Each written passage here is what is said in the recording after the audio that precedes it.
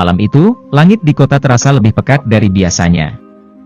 Di sebuah warung kecil di pinggiran jalan, seorang ibu menatap tabung gas kosong di sudut dapurnya. Sudah 3 hari ia tidak bisa memasak karena harga gas melonjak tajam. Beberapa pelanggan yang datang untuk membeli gorengan pergi dengan wajah kecewa. "Gimana mau jualan kalau gas aja mahal, Bu?" keluh seorang tetangga. Di sudut lain kota, antrian panjang mengular di depan agen LPG. Orang-orang berebut, bahkan ada yang berkelahi hanya demi sebuah tabung. Di sebuah gedung tinggi dengan jendela kaca berkilauan, Danu Pratama duduk di kursinya, mengamati laporan yang baru saja diberikan oleh anak buahnya. Ia membaca lembar demi lembar, semakin dalam ia menyelami angka-angka itu, semakin panas amarahnya.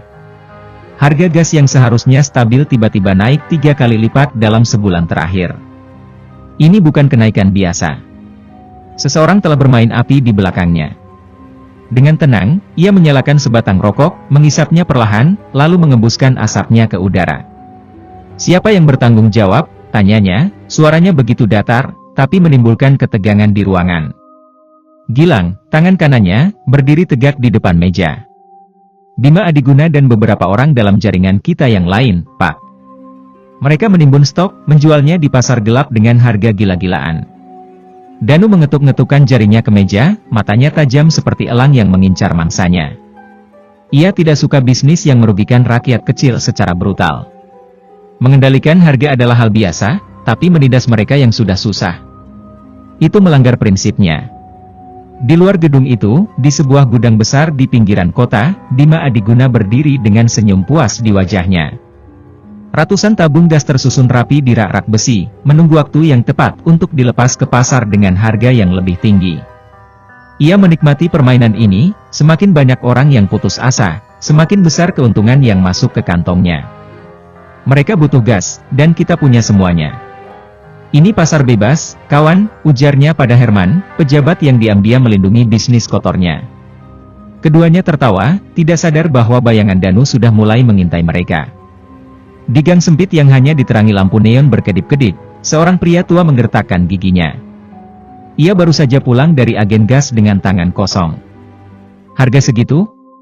Itu sama saja mereka merampok kita hidup-hidup," gumamnya, suaranya bergetar karena marah. Di belakangnya, seorang pemilik warung menghela napas, menutup tokonya lebih awal karena tidak punya bahan bakar untuk memasak. Keresahan menjalar cepat, seperti api yang menyebar tanpa kendali. Danu menatap kota dari balik jendela kaca, melihat kehidupan malam yang terus berjalan seperti biasa. Tapi di balik semua itu, ada kepanikan, ada ketakutan. Ia menutup map laporan di tangannya, lalu berdiri. "Siapkan tim. Aku ingin laporan lebih dalam. Jika ada yang bermain curang di bawah namaku, mereka harus dihukum." Gilang mengangguk dan segera meninggalkan ruangan. Ia tahu apa arti dari perintah itu, akan ada darah yang tumpah. Sementara itu, di sebuah apartemen mewah, Herman menerima panggilan dari Bima.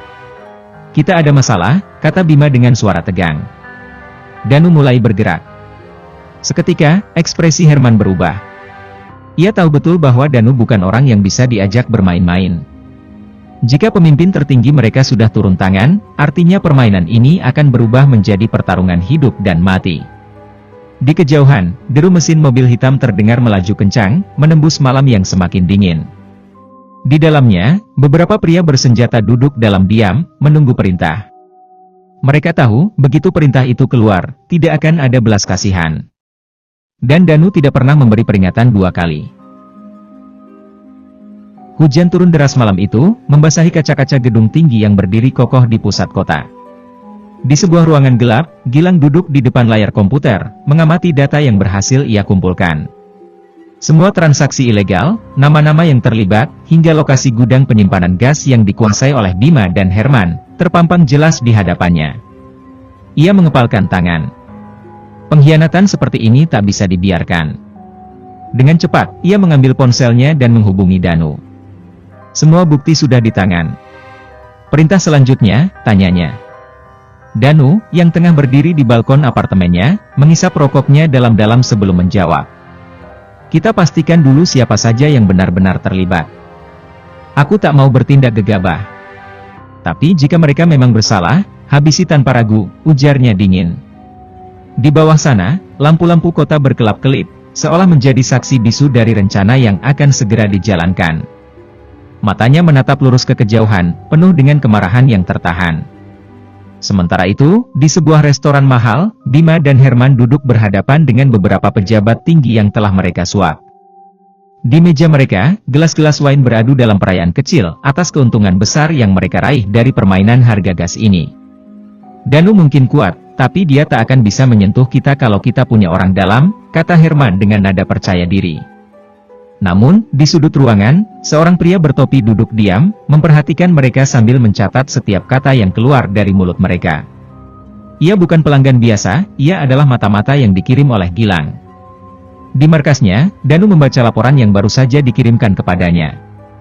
Mata-matanya sudah memastikan bahwa Bima dan Herman tak hanya menimbun gas, tetapi juga berencana merebut sebagian besar jaringan distribusi yang selama ini berada di bawah kendali Danu.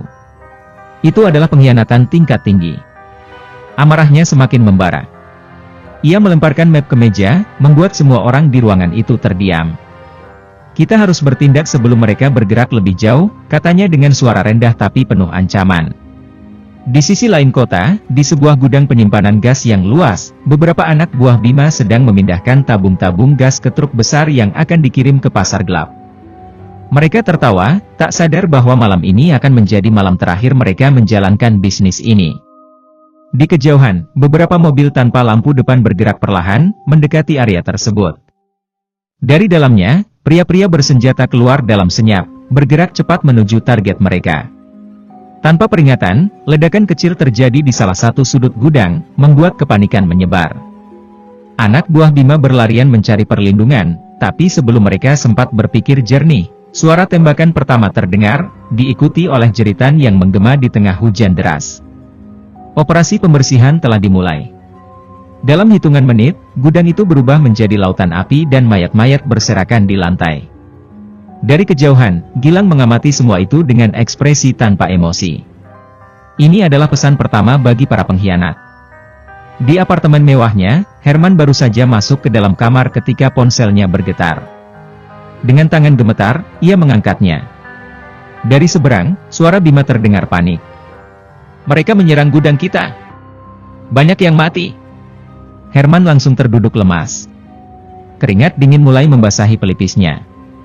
Ia tahu bahwa ini bukan sekadar serangan biasa, ini adalah peringatan langsung dari Danu.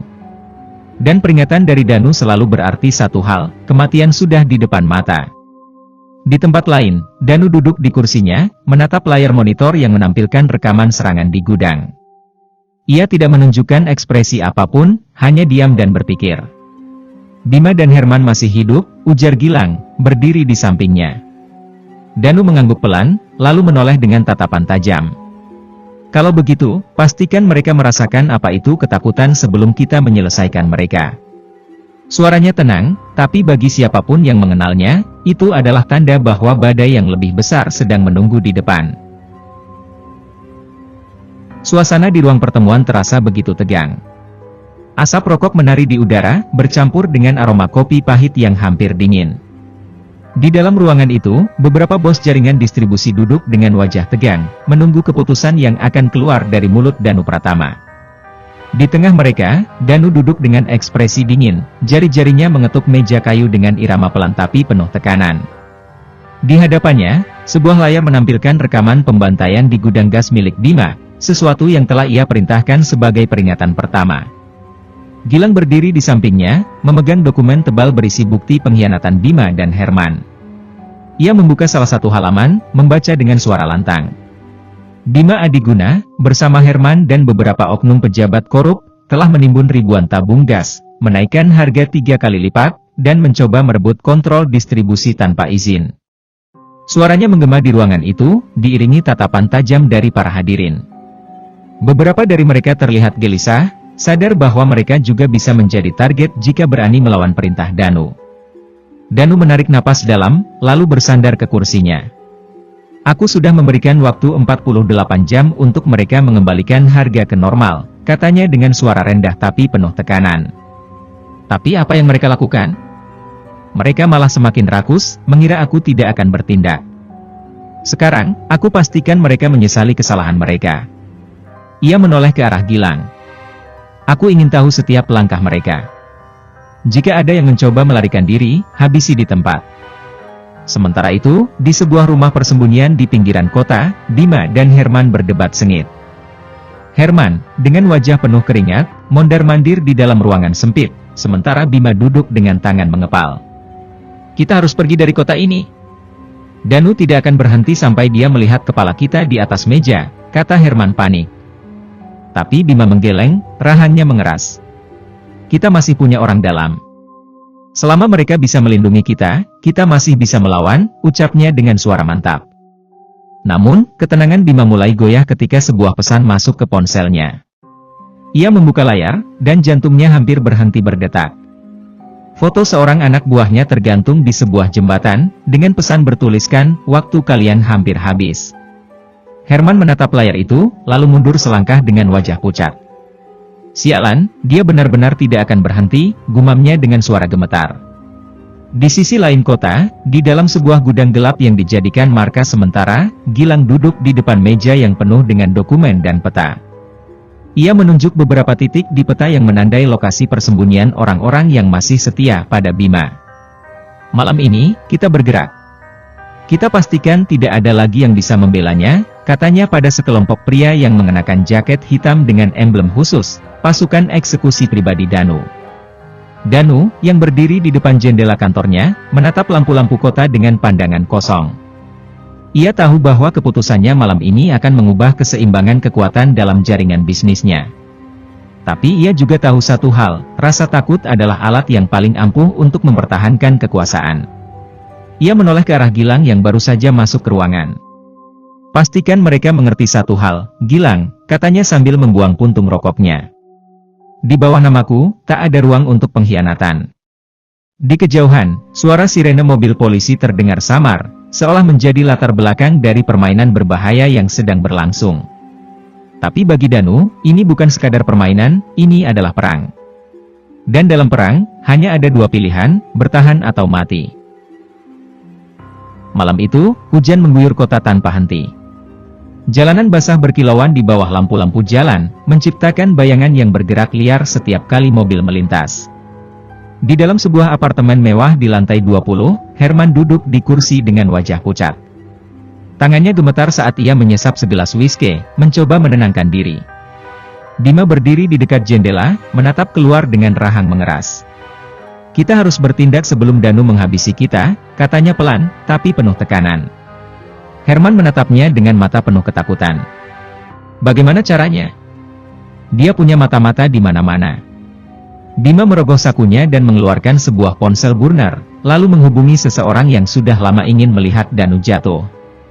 Ray Sahetapi, bos mafia yang selama ini bersaing dengan Danu dalam bisnis distribusi ilegal. Aku punya tawaran untukmu, kata Bima dengan suara dingin. Di seberang telepon, Ray tertawa kecil. Akhirnya kau sadar siapa yang lebih kuat di kota ini, jawabnya santai. Aku bisa membantumu menyingkirkan Danu, tapi aku tidak bekerja gratis.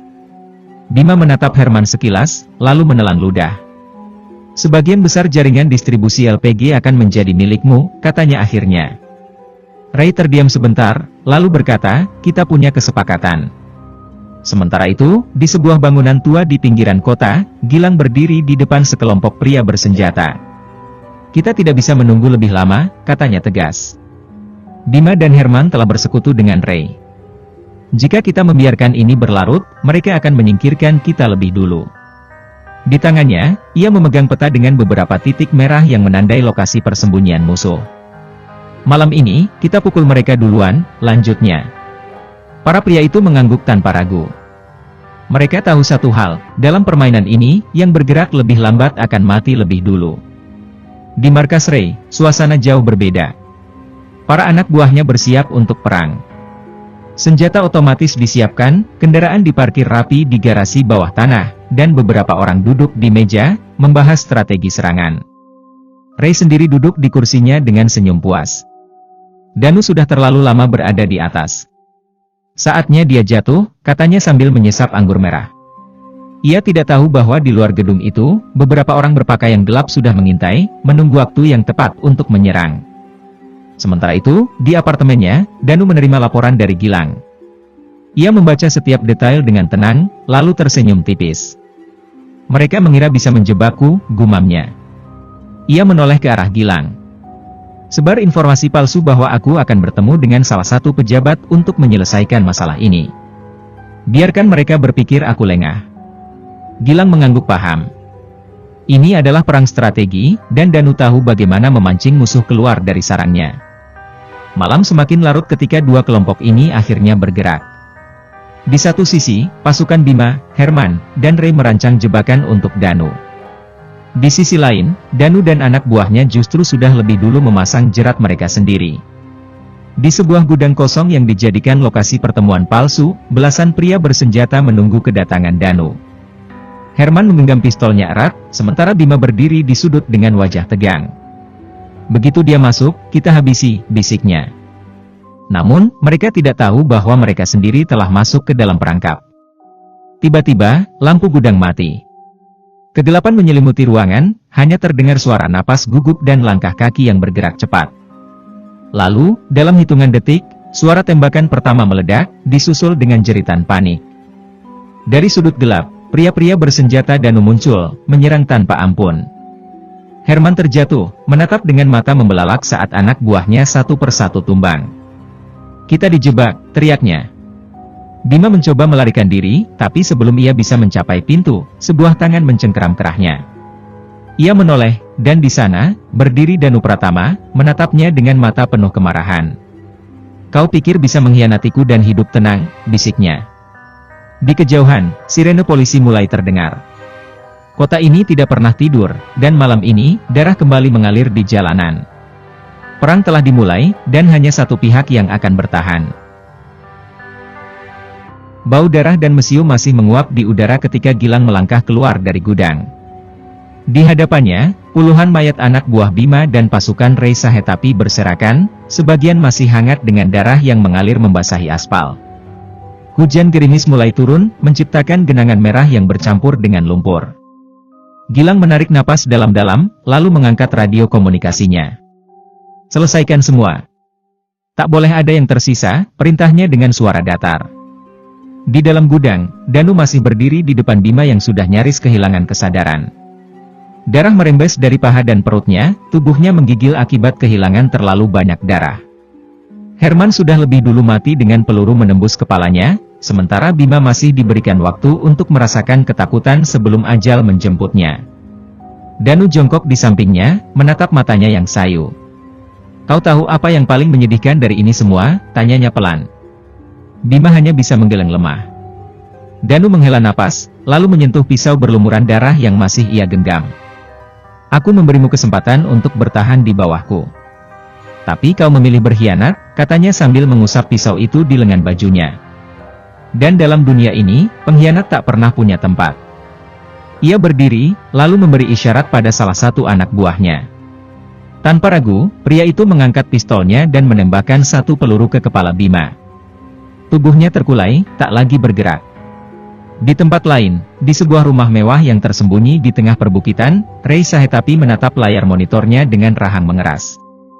Kamera CCTV yang terpasang di gudang telah menyiarkan semua kejadian yang terjadi malam ini. Ia menyaksikan bagaimana Bima dan Herman mati dengan tragis, bagaimana pasukannya dibantai tanpa ampun. Tangan kirinya mengepal keras hingga buku-buku jarinya memutih. Danu, gumamnya penuh kebencian. Kau pikir ini sudah berakhir? Tanpa membuang waktu, Ray menekan tombol di telepon satelitnya. Kumpulkan semua orang. Aku tidak peduli berapa banyak uang yang harus dikeluarkan. Aku ingin kepala Danu di atas meja sebelum matahari terbit, perintahnya. Di seberang sana, suara seseorang mengangguk patuh. Kami akan bergerak segera, Pak, jawab suara itu. Ray tersenyum tipis, lalu menyesap anggurnya. Jika Danu ingin bermain perang, maka ia akan memastikan bahwa pertempuran ini akan menjadi yang terakhir. Di markasnya, Danu berjalan menuju balkon, memandangi kota yang masih berkilauan di bawah cahaya lampu jalan. Gilang berdiri di sampingnya, tangannya masih menggenggam laporan terakhir tentang pergerakan Ray. Kita tidak bisa menghindari ini, Danu. Ray pasti akan membalas, katanya dengan nada serius. Danu tersenyum tipis, lalu menyalakan rokoknya. Aku tidak pernah berniat menghindari apapun, jawabnya. Justru ini yang aku tunggu. Gilang mengangguk paham. Jadi, apa rencanamu? Tanyanya. Danu menatap lurus ke kejauhan, senyumnya menghilang. Kita buat dia datang pada kita, katanya dingin. Ray selalu berpikir dia bisa mengendalikan segalanya dengan uang dan kekuatan. Tapi dia lupa satu hal. Gilang menaikkan alisnya, menunggu kelanjutan kalimat itu. Danu membuang puntung rokoknya, lalu berbalik menatap anak buahnya yang sudah bersiap. Dalam dunia ini, hanya ada satu raja. Dan aku tidak akan membiarkan siapapun merebut tahtaku. Suaranya rendah, tetapi mengandung ancaman yang tak terbantahkan. Malam ini, perang sesungguhnya baru saja dimulai. Bau darah dan mesiu masih menguap di udara ketika Gilang melangkah keluar dari gudang. Di hadapannya, puluhan mayat anak buah Bima dan pasukan Ray Sahetapi berserakan, sebagian masih hangat dengan darah yang mengalir membasahi aspal. Hujan gerimis mulai turun, menciptakan genangan merah yang bercampur dengan lumpur. Gilang menarik napas dalam-dalam, lalu mengangkat radio komunikasinya. Selesaikan semua. Tak boleh ada yang tersisa, perintahnya dengan suara datar. Di dalam gudang, Danu masih berdiri di depan Bima yang sudah nyaris kehilangan kesadaran. Darah merembes dari paha dan perutnya, tubuhnya menggigil akibat kehilangan terlalu banyak darah. Herman sudah lebih dulu mati dengan peluru menembus kepalanya, sementara Bima masih diberikan waktu untuk merasakan ketakutan sebelum ajal menjemputnya. Danu jongkok di sampingnya, menatap matanya yang sayu. Kau tahu apa yang paling menyedihkan dari ini semua? Tanyanya pelan. Bima hanya bisa menggeleng lemah. Danu menghela napas, lalu menyentuh pisau berlumuran darah yang masih ia genggam. Aku memberimu kesempatan untuk bertahan di bawahku. Tapi kau memilih berkhianat, katanya sambil mengusap pisau itu di lengan bajunya. Dan dalam dunia ini, pengkhianat tak pernah punya tempat. Ia berdiri, lalu memberi isyarat pada salah satu anak buahnya. Tanpa ragu, pria itu mengangkat pistolnya dan menembakkan satu peluru ke kepala Bima. Tubuhnya terkulai, tak lagi bergerak. Di tempat lain, di sebuah rumah mewah yang tersembunyi di tengah perbukitan, Ray Sahetapi menatap layar monitornya dengan rahang mengeras. Kamera CCTV yang terpasang di gudang telah menyiarkan semua kejadian yang terjadi malam ini. Ia menyaksikan bagaimana Bima dan Herman mati dengan tragis, bagaimana pasukannya dibantai tanpa ampun. Tangan kirinya mengepal keras hingga buku-buku jarinya memutih. Danu, gumamnya penuh kebencian. Kau pikir ini sudah berakhir? Tanpa membuang waktu, Ray menekan tombol di telepon satelitnya. Kumpulkan semua orang. Aku tidak peduli berapa banyak uang yang harus dikeluarkan. Aku ingin kepala Danu di atas meja sebelum matahari terbit, perintahnya. Di seberang sana, suara seseorang mengangguk patuh. Kami akan bergerak segera, Pak, jawab suara itu. Ray tersenyum tipis, lalu menyesap anggurnya. Jika Danu ingin bermain perang, maka ia akan memastikan bahwa pertempuran ini akan menjadi yang terakhir. Di markasnya, Danu berjalan menuju balkon, memandangi kota yang masih berkilauan di bawah cahaya lampu jalan. Gilang berdiri di sampingnya, tangannya masih menggenggam laporan terakhir tentang pergerakan Ray. Kita tidak bisa menghindari ini, Danu. Ray pasti akan membalas, katanya dengan nada serius. Danu tersenyum tipis, lalu menyalakan rokoknya. Aku tidak pernah berniat menghindari apapun, jawabnya. Justru ini yang aku tunggu. Gilang mengangguk paham. Jadi, apa rencanamu? Tanyanya. Danu menatap lurus ke kejauhan, senyumnya menghilang. Kita buat dia datang pada kita, katanya dingin. Ray selalu berpikir dia bisa mengendalikan segalanya dengan uang dan kekuatan. Tapi dia lupa satu hal. Gilang menaikkan alisnya, menunggu kelanjutan kalimat itu. Danu membuang puntung rokoknya, lalu berbalik menatap anak buahnya yang sudah bersiap. Dalam dunia ini, hanya ada satu raja. Dan aku tidak akan membiarkan siapapun merebut tahtaku. Suaranya rendah, tetapi mengandung ancaman yang tak terbantahkan. Malam ini, perang sesungguhnya baru saja dimulai. Dini hari menjelang, dan kota masih diselimuti kegelapan. Di sebuah pelabuhan tua yang terbengkalai, puluhan pria bersenjata mulai mengambil posisi. Mereka adalah pasukan bayaran Ray Sahetapi, dikirim dengan satu tujuan, menghabisi Danu Pratama dan menguasai seluruh bisnis gas di kota ini. Cahaya bulan yang redup memantulkan siluet senjata mereka, sementara di kejauhan, suara ombak menghantam dermaga dengan ritme yang mencekam. Di sisi lain, di sebuah gedung kosong yang menghadap ke pelabuhan, Danu dan anak buahnya telah lebih dulu bersiap. Mereka tahu Rey akan datang dengan kekuatan penuh, dan malam ini akan menjadi malam terakhir bagi salah satu dari mereka. Gilang berdiri di samping Danu, mengecek senjatanya dengan ekspresi tanpa emosi. "Kita benar-benar akan membiarkan mereka masuk sejauh ini?" tanyanya. Danu mengangguk perlahan, senyumnya samar tetapi penuh keyakinan. "Semakin dalam mereka masuk, semakin mudah kita menutup jalan keluar mereka," jawabnya dingin. Rey Sahetapi akhirnya tiba, turun dari SUV hitam dengan jas mahalnya. Ia menatap ke arah gudang di depan, mengetahui bahwa disitulah Danu menunggu. Dengan satu gerakan tangan, pasukannya mulai bergerak. Mereka menyebar, memasuki area pelabuhan dengan langkah cepat tetapi senyap. Semua tampak berjalan sesuai rencana Rey, sampai tiba-tiba lampu-lampu besar di sekeliling pelabuhan menyala terang, menerangi mereka dari segala arah. Tepat saat itu, dari berbagai sudut gedung, senapan otomatis mulai memuntahkan peluru. Suara tembakan memecah kesunyian, menghujani pasukan Rey yang tak siap. Beberapa orang langsung roboh, sementara sisanya mencari perlindungan di balik kontainer dan kendaraan yang terparkir. Danu telah menjebak mereka. "Sialan! Mereka sudah menunggu kita," teriak salah satu anak buah Rey, panik. Tetapi Rey tidak terkejut. Dengan wajah dingin, ia menarik pistol dari dalam jasnya. "Terus maju! Bunuh mereka semua," perintahnya. Gilang dan timnya bergerak cepat, menyusup dari sisi kanan dan menembaki musuh dengan presisi mematikan. Di tengah kekacauan, Danu berjalan santai menuju medan pertempuran, seperti seorang raja yang turun langsung ke medan perang.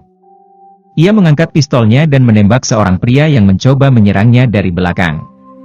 Tanpa ragu, ia terus melangkah, melewati tubuh-tubuh yang terkapar, menuju target utamanya, Rey Sahetapi. Rey melihatnya datang dan tersenyum sinis. "Akhirnya kita bertemu juga, Danu," katanya sambil mengarahkan pistolnya. Danu tidak berhenti berjalan. "Kau membuat kesalahan besar malam ini, Rey," jawabnya. Rey tertawa kecil. "Benarkah? Sepertinya aku masih berdiri di sini, dan anak buahku masih bertempur." Danu menggeleng. "Lihat sekelilingmu." Rey melirik ke belakang, dan wajahnya langsung berubah tegang. Sebagian besar anak buahnya telah tumbang. Yang tersisa kini hanya sekelompok kecil yang masih bertahan, tetapi mereka terjebak tanpa jalan keluar. "Kau terlalu percaya diri, Rey," kata Danu dengan nada mengejek. "Dan itu adalah kelemahanmu." Rey mencoba menembak, tetapi Danu lebih cepat. Dalam sekejap, satu peluru menghantam bahunya, membuatnya jatuh berlutut. Pistolnya terlepas dari genggaman, meluncur ke lantai basah. Danu berjalan mendekat, menatap Rey yang kesakitan dengan ekspresi tanpa belas kasihan. Ia menekan laras pistolnya ke dahi pria itu. "Aku sudah memperingatkan semua orang bahwa pengkhianatan tak akan dibiarkan," katanya dingin. Rey menatapnya dengan mata penuh kebencian, tetapi ia tahu ini akhirnya. Tanpa ragu, Danu menarik pelatuk. Suara tembakan terakhir bergema di udara, mengakhiri segalanya. Tubuh Rey Sahetapi terhempas ke lantai, tak lagi bernyawa. Gilang mendekat, melihat pemandangan itu dengan napas masih memburu. "Jadi, ini akhirnya?" tanyanya. Danu menyelipkan pistolnya kembali ke dalam jas, lalu menatap pelabuhan yang kini sunyi. "Ini hanya permulaan," jawabnya. Malam ini, ia telah menghapus semua pengkhianat, dan dengan itu, tak ada lagi yang bisa menantang tahtanya. Dan begitulah akhir dari pertarungan sengit di dunia mafia gas LPG. Pengkhianatan telah dibayar dengan darah, dan Danu kini berdiri sebagai penguasa tunggal. Tapi, apakah ini benar-benar akhir? Atau justru awal dari konflik yang lebih besar? Tulis pendapat kalian di kolom komentar. Apakah menurut kalian Danu akan bertahan lama di puncak kekuasaan, atau akan ada musuh baru yang muncul? Jangan lupa like, share, dan subscribe untuk cerita-cerita seru lainnya. Sampai jumpa di video berikutnya.